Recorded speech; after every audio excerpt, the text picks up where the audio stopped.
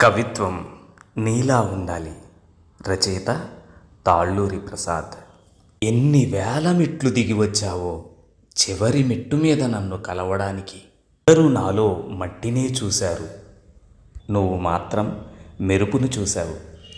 నకిలీ నాయకులంతా పొడవాటి అంగీలుగా మారి అంతఃపురాల చుట్టూ అల్లుకుంటూ ఉంటే నువ్వు మాత్రం మురికి వాడల మధ్య వజ్రాల్ని సానబెడుతూ కనిపించావు.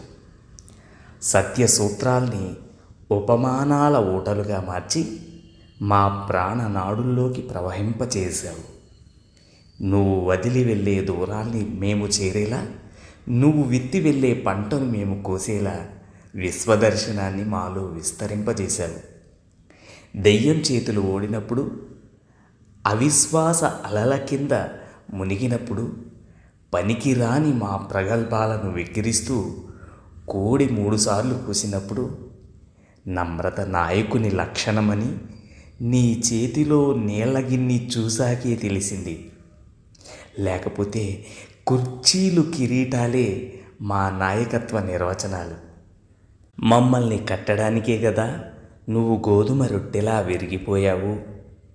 జట్టును పచ్చని చెట్టులా నిలబెట్టడానికి నువ్వు ఎండిన కొయ్య మీద ఒరిగిపోయావు. అధికార వికార రూపాల పీడకలలు మా నాయకులు. పదవుల్ని గెలిచారు తప్ప హృదయాల్ని కాదు. నువ్వు మాత్రం సేవక నాయకుడవై ప్రపంచాన్నే గెలిచావు. నాయకత్వ చరిత్రలో నువ్వు కొత్త శకం. నాయకత్వ పుటల్లో నీదే అసలు సంతకం. రచయిత తాళ్ళూరి ప్రసాద్.